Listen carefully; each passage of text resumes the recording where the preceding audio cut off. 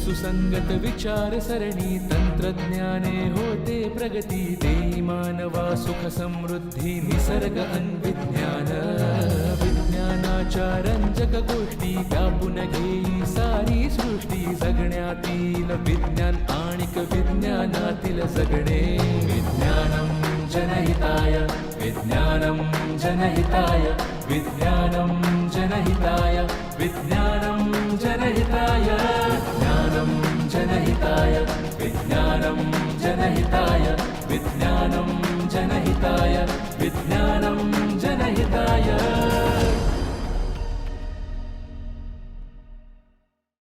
नमस्कार.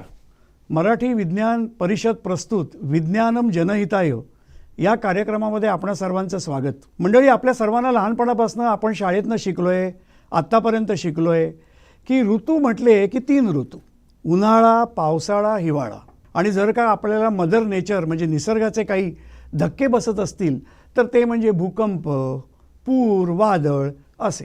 परंतु जर का तुम्ही हल्ली पाहिलं तर क्लायमेट चेंज, हवामान बदल, अल निनो, ला निना असे नवीन नवीन व्याख्या, नवीन नवीन संज्ञा आपल्याला कळायला लागल्यात. आणि हे हवामान बदल हे का होत आहेत, त्याचे आपल्यावरती दुरोगामी परिणाम काय, खास करून भारतासारख्या देशात, महाराष्ट्रासारख्या राज्यास. कारण आपल्या देशामध्ये आपल्या GDPचे जवळजवळ 18% उत्पन्न हे कृषीमधनं येतं. आपल्या लोकसंख्येच्या अर्धी लोकसंख्या ह्या कृषी उत्पन्न आणि कृषी कामावरती रोजगारातनं आपली निवडली जाते, त्यात त्यांना रोजगार मिळतो. महाराष्ट्राच्या बाबतीत आणि देशाच्या बाबतीत म्हणायचं झालं तर सुमारे 45% भौगोलिक भाग हा कृषीसाठी वापरला जातो. आणि या सर्व गोष्टींवरती हवामानाचा प्रचंड प्रभाव असतो. तर मग या हवामानाबद्दल अल निनो, ला निना काय, याचा आपल्यावर असलेले परिणाम काय आहेत, आणि खास करून आत्ता ज्या पद्धतीने पाऊस चालला आहे, धुवाधार बॅटिंग करतोय पाऊस गेले 2-3 दिवस. पण हे सगळं किती महत्त्वाचं आहे, याचे आपल्यावरती असलेले बळीराजाला, शेतकरीसाठी काय संदेश द्यायचे आहेत, यासाठी सर्वात उत्तम असे वक्ते आज आपल्याला लाभलेले आहेत. ते म्हणजे कृष्णानंद होसाळीकर सर. होसाळीकर सर हे निवृत्त अतिरिक्त महासंचालक IMD विभागाचे आहेत. तर आज आपणा सर्वांच्या वतीनं मी सरांशी संवाद साधणारे आणि समजून घेणारे की या अल निनो, ला निना याच्यामधला अंतर काय, याचा असलेला प्रभाव काय, काय शेतकऱ्यांनी यासाठी तयारी करावी, महाराष्ट्र शासनाने यासाठी काय पुरोगामी विचार करावे इत्यादी. सर, मला सर्वप्रथम तुम्हाला विचारायचा हा खूपच उत्सुकतेचा विषय आहे की हल्ली आम्ही खूपदा ऐकतो की अल निनो, ला निना. हे अल निनो, ला निना म्हणजे काय, याचे आपल्या भारत देशावरती आणि खास करून महाराष्ट्रामध्ये की जे 36 जिल्हे आहेत आणि प्रत्येकाचं हवामानाचं एक वेगळं वैशिष्ट्य आहे, याच्यावरती किती प्रभाव आहे, याची सुरुवात कुठनं झाली, याबद्दल थोडं जरा सांगाल का? आपण प्रश्न विचारलात की सर्वसाधारणतः अल निनो, ला निना हे नेमकं काय प्रकरण आहे. मला असं वाटतं की गेल्या काही वर्षांमध्ये भाजी महाग झाली किंवा कुठेतरी एखाद्या ठिकाणी भाव वाढले तर मग आपण समोरचं म्हणतो नाही और क्लाइमेट चेंज की वजह से रेट बदल गया है किंवा क्लाइमेट चेंजमुळे अशा प्रकारची काही गणितं समोर येत आहेत. अल निनो, ला निना जे आहे तर हे एक असं प्रकरण आहे की ते प्रशांत महासागरामध्ये, विषुववृत्तीय प्रशांत महासागरच्या पूर्व आणि मध्य समुद्रावरती निर्माण होणारी एक प्रणाली आहे. सर्वसाधारणतः असं असतं की आपण प्रथम अल निनोबद्दल म्हणूया की अल निनो म्हणजे प्रशांत महासागरातली, विषुववृत्तीय प्रशांत महासागरातल्या समुद्राच्या पाण्याचं पृष्ठभागाचं तापमान सरासरीपेक्षा ज्यावेळी वाढायला लागतं त्यावेळी आपण असं म्हणतो की अल निनो तयार होण्याची शक्यता निर्माण होते. अर्थात त्याला काही थ्रेशोल्ड व्हॅल्यू आहेत.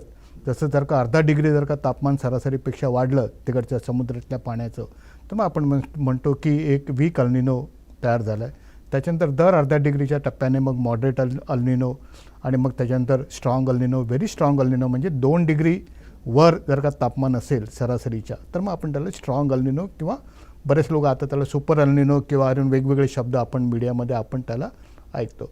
तर हा झाला एक दूरस्थ घटक आहे जो भारतातली मान्सूनवरती किंवा भारतातल्या हवामानावरती त्याचा प्रभाव पडतो. अर्थात अल्निनो आणि लानिना जे आहे याला ग्लोबल क्लायमेट ड्रायव्हर पण असं आपण म्हणतो. म्हणजे ह्याचा जो प्रभाव आहे हा फक्त भारतावरती नसून तर संपूर्ण विश्वावरती म्हणजे जगावरती याचा प्रभाव होतो.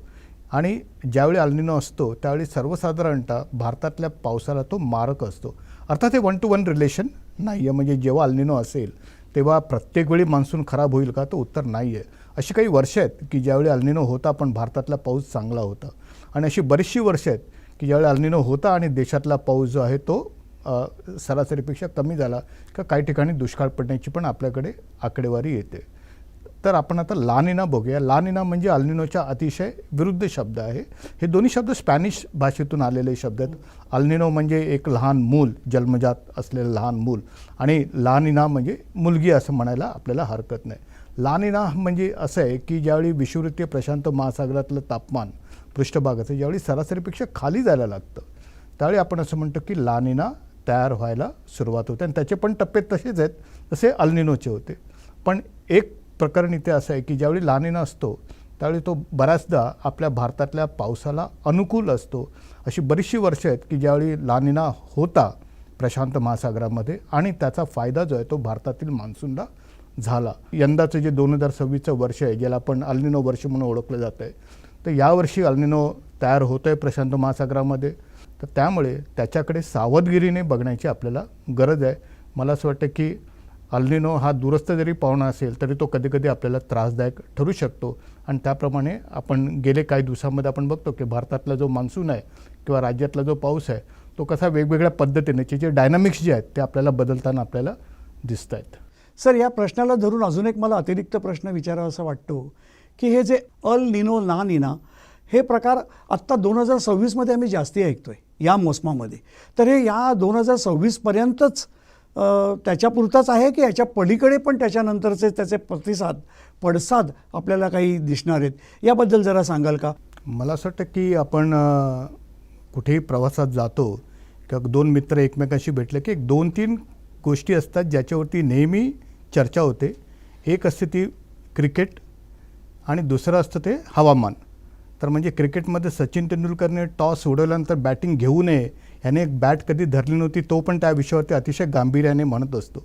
हवामानाचं पण तसंच बऱ्याचदा असं असतं की बऱ्याचदा या हवामानाच्या ज्या परिभाषा आहेत त्या कधीकधी कॉमन लोकांपर्यंत, सामान्य लोकांपर्यंत व्यवस्थित पोचू शकत नाही. तर ह्या कार्यक्रमाद्वारे आपल्याला ही संधी मिळाली आहे. अल्निनोविषयी चर्चा ही नेहमी होणार, पुढेही होणार आहे असं मला वाटतं. कारण आपल्या देशाचा जो एक सर्वसाधारणतः ज्याला आपण असं म्हणू वित्तीय मंत्री, फायनान्स मिनिस्टर जो आहे तो मान्सून आहे. कारण आपल्याकडची जी शेती आहे ती मला वाटतं बहुतेक शेती जी आहे ती पावसावरती आधारित शेती आहे.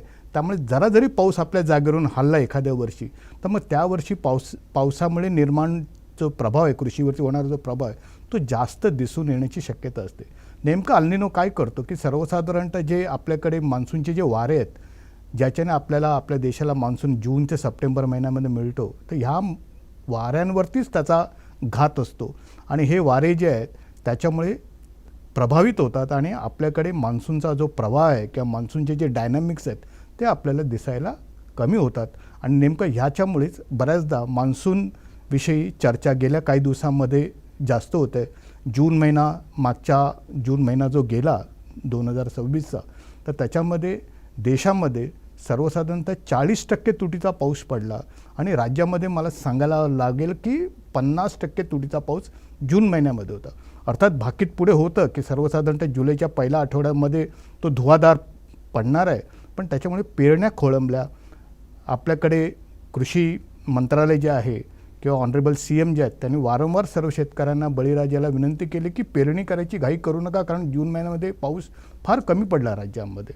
आता मला असं वाटतं की परिस्थितीमध्ये सुधार आहे. त्यामुळे हा एक कृषीवरती होणारा सर्वात मोठा मेजर परिणाम जो आहे तो अल्निनोचा आहे.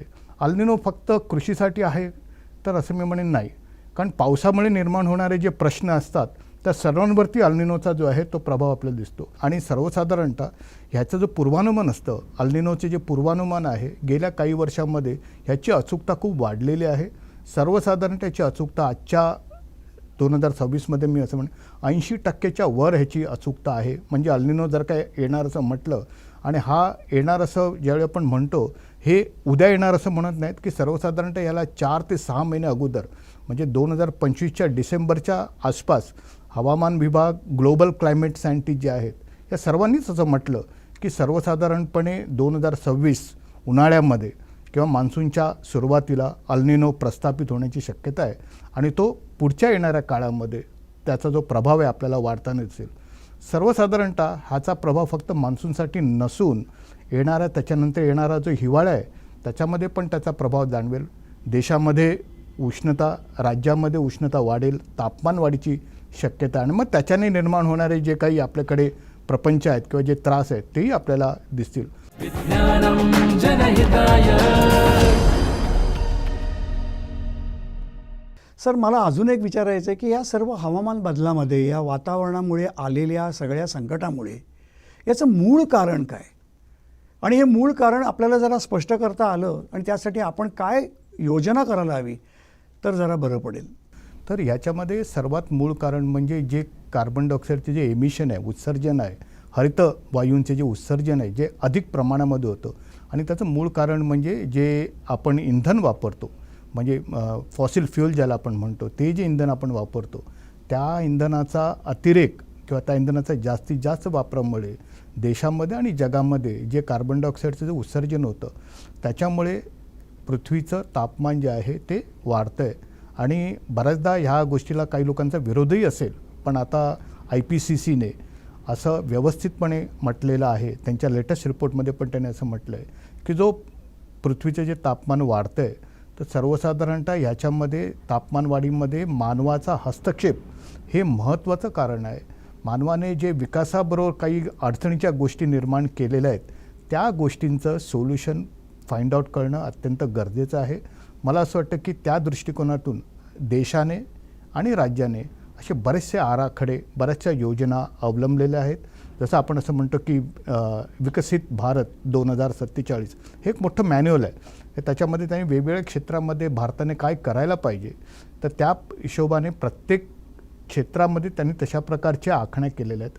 महाराष्ट्र शासनाने पण विकसित महाराष्ट्र 2047 म्हणजे पुढच्या 20 ते 30 वर्षांमध्ये आपल्याला काय करावं, ज्याला आपण म्हणतो नेट झिरो ज्याला आपण म्हणतो की म्हणजे कार्बन डायऑक्साईड संपूर्णपणे आपल्याला नलिफाय जर का करता आला तर मग पृथ्वीचं तापमान जे वाढतं त्याच्या उत्सर्जनामुळे, कार्बनच्या उत्सर्जनामुळे ते आपल्याला कमी करते. तर त्याच्यासाठी वेगवेगळे गोष्टी आहेत. काही गोष्टी खूप सोप्या आहेत. एक गोष्ट म्हणजे विजेचा वापर जेवढा कमी करता येईल तो कमी.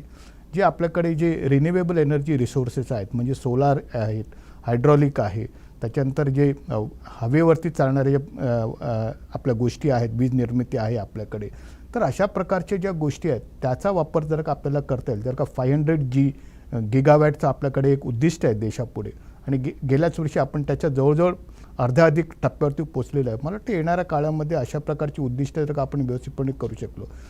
जे आपण स्टील वापरतो त्याला आपण म्हणतो त्याच्यामध्ये जर का तो कार्बन असतो तर आता नवीन संज्ञा आलेल्या आहेत, green room, green steel, green buildings, ह्या सर्व ज्या गोष्टी आहेत ह्या गोष्टी अशा आहेत की जिथे विजेचा वापर कमी, ज्याच्याने कार्बनचं उत्सर्जन जास्तीत जास्त कमी होण्याची शक्यता आहे. तर ह्या काही गोष्टी, आराखडे, काही लघु योजना आहेत ज्याला आपण म्हणतो अल्प घडीच्या गोष्टी आणि काही लॉंग पल्ल्याच्या काही योजना आपल्याकडे आहेत. त्या जर का आपण व्यवस्थित राबवल्या, लाईफ ज्याला पंतप्रधानांनी गेल्या काही वर्षामध्ये त्याला पुढाकार दिला आहे, कशा प्रकारे कुठल्या प्रकारे आपण विजेचं उत्पादन करायला पाहिजे, ह्या सर्व गोष्टींकडे आपण जर का बघितलं. शेततळी, राज्यामध्ये शेततळी हा अतिशय चांगला महत्त्वाचा विषय आहे.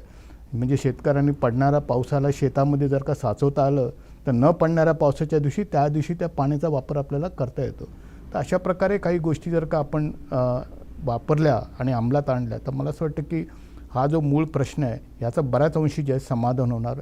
NDC ज्याला म्हणतो नॅशनल डिटरमाइंड आपण किती कार्बन उत्सर्जन कमी करणार आहोत ते पण आता भारत सरकारने सुचवलेलं आहे गेल्या काही दिवसांमध्ये असं मी म्हणतो. सर, आत्ता आपण ज्या मोसमामध्ये आहोत, अतिवृष्टीचा पाऊस आणि शेतकरी पण हवालदिल झाला आहे. खूप ठिकाणी दरड कोसळते आहे, नाले वाहत आहेत, नद्यांना पूर येतो आहे, तलावं भरलेली आहेत. अशा यासाठी आज आपल्या शेतकऱ्यांना, बळीराजाला तुम्ही काय सूचना कराल, काय त्यांच्यासाठी अजून तुम्ही भाकीत सांगू शकाल की जेणेकरून ते पूर्ण तयारीने जास्तीत जास्त सजग राहतील? 2026 हे अल्निनोचं वर्ष आहे आणि अल्निनोची जर का वारंवारता बघितली तर त्याचं एक सायकल बघितलं ते 2 ते 7 वर्षामध्ये परत परत फिरून येणारा हा सिस्टम आहे. 2023मध्ये आलेला होता, आता 2026मध्ये परत एकदा तो आलेला आहे. एक गोष्ट बळीराजा, शेतकरी आणि सर्वांनाच एक गोष्ट मी ते सांगू इच्छितो की अल्निनो आला म्हणून पॅनिक व्हायची गरज नाही आहे. बऱ्याचदा त्याचं अतिशय वेगळ्या पद्धतीने त्याचं विश्लेषण केलं जातं. मला असं वाटतं की 2026मध्ये आपण जे शिकू अल्निनोकडून, मला वाटतं येणाऱ्या काळामध्ये आपल्याला त्याचे तक्ते गिरवायला परत एकदा आपल्याला मदत मिळेल, अनुभव आपल्या गाठीशी येईल. सर्वसाधारणतः अल्निनो म्हणजे बऱ्याचदा लोकांना असं वाटतं की पाऊस पडणारच नाही आहे, तर तसं नसून पाऊस पडेल अल्निनोच्या वर्षामध्ये पण पावसामध्ये खंड असतील आणि ते खंड मोठे मोठे असतील. 2026मध्ये पण आपण बघतोय की जूनमध्ये न पडणारा पाऊस जुलैच्या पहिल्या 10 दिवसांमध्ये अतिशय वेगाने आपल्याला पडताना दिसतोय.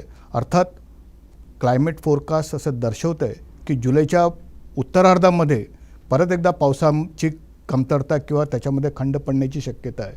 तर अल्निनोचं वर्ष जे आहे हे सर्वसाधारणतः अशाच प्रकारे कॅरेक्टरिस्टिक्स असतं की पाऊस पडेल, खूप मुसळधार पडेल आणि त्याच्यामध्ये खंड असतील, काही ठिकाणी त्याच्यामुळे दुष्काळ पडू शकतो, तर काही ठिकाणी त्याच्यामुळे पूरसदृश्य परिस्थिती जी आज आपण गेल्या जुलैच्या पहिल्या आठवड्यामध्ये बघतोय अशा प्रकारची परिस्थिती निर्माण होऊ शकतं. काय करावं शेतकऱ्यांनी? शेतकऱ्यांना असं वाटतं की पारंपरिक शेती जी आहे त्याच्याकडे थोडासा आपला वेगळा बदल करून बघायला पाहिजे. क्लायमेट रिझिलियंट क्रॉप किंवा ज्याला आपण म्हणतो छोट्या ड्युरेशनची जी क्रॉप्स आहेत, पिकं आहेत, ती घेणं फार गरजेचं आहे. त्या हिशोबाने आपल्याला काही गोष्टी अंमलात आणाव्या लागतील. तर मला असं वाटतं की विज्ञानाला धरून जर का त्यांनी शेती केली आणि विज्ञान शेती ज्याला आपण म्हणतो, सेंद्रिय शेती ज्याला म्हणतो, नैसर्गिक शेती ज्याला आपण म्हणतो आणि विज्ञानावरती आधारित जर का शेती त्यांनी केली तर मला वाटतं अल्निनो हा प्रश्न त्यांच्यासमोर आणि एकंदरीत जगासमोर मला असं वाटतं की हा फार छोटा प्रश्न असेल. या सर्व गोष्टीची काळजी घ्यायला हरकत नाही आहे. पॅनिक होऊ नका. जे फोरकास्ट मिळतं त्याच्याकडे नक्की बघा आणि त्याप्रमाणे आपली शेतीच्या कामाचं नियोजन करणं अतिशय गरजेचं आहे. सर, महाराष्ट्रामध्ये एकूण 36 जिल्हे आहेत आणि प्रत्येक जिल्ह्याचं एक वैशिष्ट्य आहे, ते म्हणजे भौगोलिकदृष्ट्या. आणि त्यातलं अजून एक वैशिष्ट्य म्हणजे पावसाबद्दलचा, हवामानाबद्दलचा असलेला सरासरी आढावा. तर या 36 जिल्ह्यांमध्ये आपलेले जे शेतकरी बांधव आहेत त्यांच्यासाठी तुमच्या काही खास विशेष सूचना किंवा काही माहिती त्यांना या मोसमापाशी जावी असं काय आपणास वाटतं आहे का? त्यांना काय आत्ता माहिती असणं गरजेचं आहे? त्यांनी काय करावं याबद्दल जरा विशद कराल का? मला असं वाटतं की सर्वसाधारणतः हवामान विभागाकडून आलेल्या पुढच्या 5 ते 15 दिवसांमध्ये काय होणार आहे, कशा प्रकारचं पाऊस असेल, वारे असतील, तापमानामध्ये किती चढ उतार असतील, या सर्व गोष्टीची माहिती जर का त्यांना तंतोतंत मिळाली आणि त्यांनी ती अंगीकारली तर मला असं वाटतं की जागतिक स्तरावरती काम करणारा जो अल्निनो आहे त्याच्याकडे थोडंसं दुर्लक्ष होईल, पण आपलं काम जे आहे ते पुढे सरकेल असं मला वाटतं. त्यामुळे तरी पण ॲज अ पॉलिसी मेकर अल्निनो किंवा ला निना हे मोठे प्रश्न आहेत आणि त्याचा जो एकंदर त्याचा जो आवाका आहे तो फार मोठा आहे. एखाद्या जिल्ह्यासाठी किंवा एखाद्या शहरासाठी त्याचा तसा काही डायरेक्ट रिलेशन आपल्याला इथे लावता येणार नाही. विज्ञानम जनहिताय. सर, आपण पाहतो की परदेशामध्ये आणि जे प्रगत देश आहेत त्यामध्ये हवामानबद्दलचा त्यांचा अंदाज, त्यांची उपकरणं, त्यांचा त्याच्यामागे असलेलं शास्त्र हे खूपच ॲडव्हान्स आहे. म्हणजे मला आठवत आहे की क्रिकेटच्या मॅचमध्ये वादळ कधी येणार, पाऊस एक्झॅक्ट किती वाजता चालू होईल याचे अंदाज हे अतिशय व्यवस्थितपणे सांगितले जातात. तर आपल्यासारख्याकडनं आम्हाला एक मोलाचं मार्गदर्शन हवं आहे की आपल्या शासनाने काय अशी उपकरणं घ्यावीत, काय अजून अशा उपाययोजना कराव्यात की जेणेकरून आज आपल्याकडलं पावसाबद्दल, हवामानाबद्दल असलेलं भारतीय सरकारचं जे भाकीत आहे ते इतर देश पण ग्राह्य धरतील. यासाठी आपल्याला काय सुचवावं असं वाटतं? की भारतातलं हवामान आणि युरोपियन देशातलं हवामान ह्या 2 वेगवेगळ्या गोष्टी आहेत. म्हणजे सफरचंद आणि पेरू याची जर का आपण कंपॅरिझन करायला लागलो आणि असं आपण म्हटलं की सफरचंद चांगलं आणि पेरू चांगला नाही आहे तर मला वाटतं ती जी चूक आपण करू, नेमकी तीच चूक आपण युरोपातलं हवामान किंवा भारतातलं हवामान याच्याबद्दल करताना करू. एकंदरच इकडचे जे हवामान आहे ह्याला आपण कॅओटिक म्हणतो. तर कॅओटिक म्हणजे हे अचानक कुठून तरी निर्माण होणार आहे. युरोपमधलं असं आहे की कर्जतमधून निघालेली ट्रेन ती कल्याणला कधी पोचेल आणि ठाण्याला कधी पोचेल हे जसं मला माहीत असतं, तर तिथे तशा प्रकारचे सिस्टम निर्माण होतात.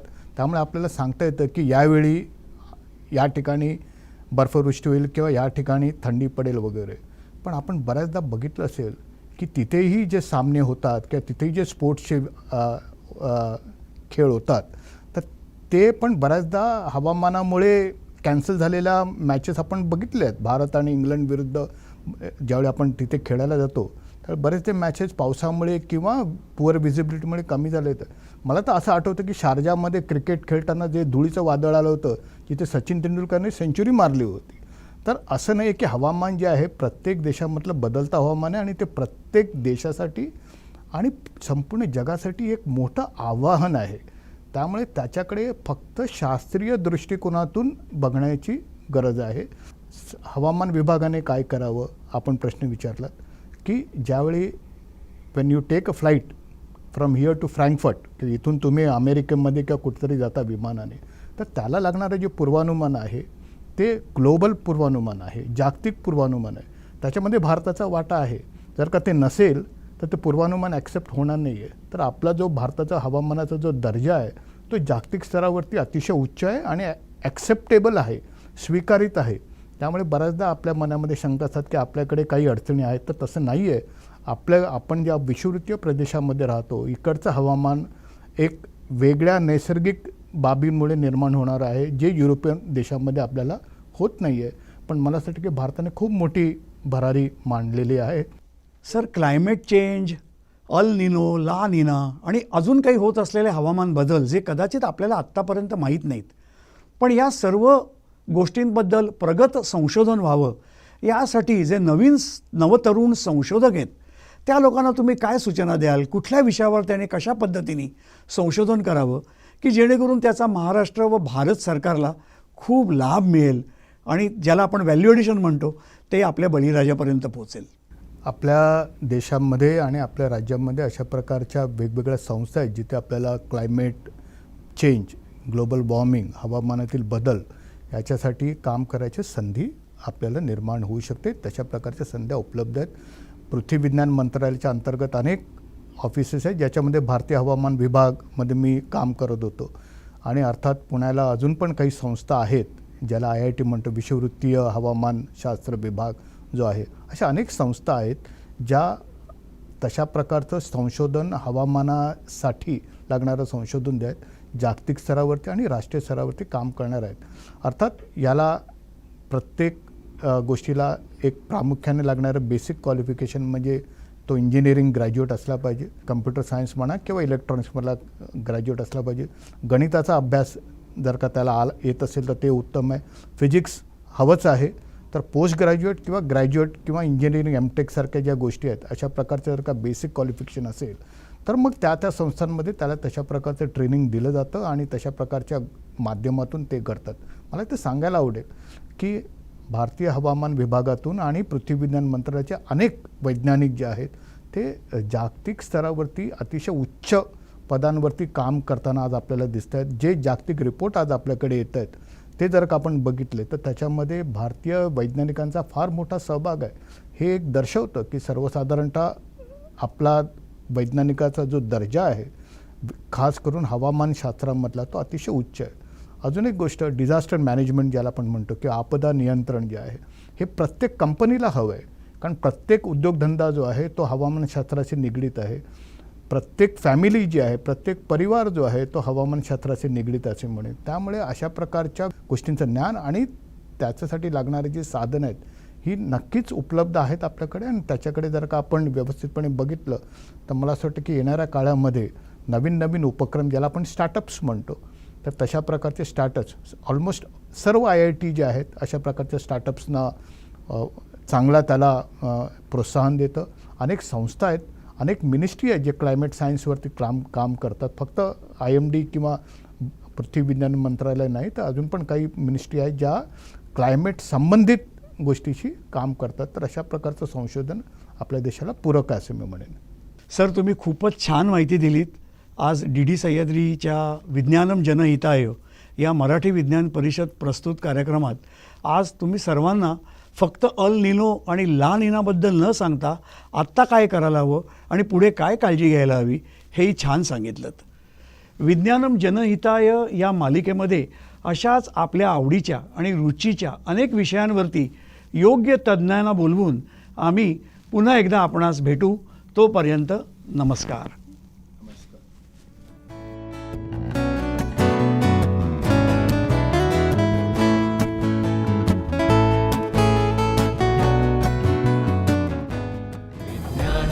जनहिताय विज्ञानं जनहिताय विज्ञानं जनहिताय विज्ञानं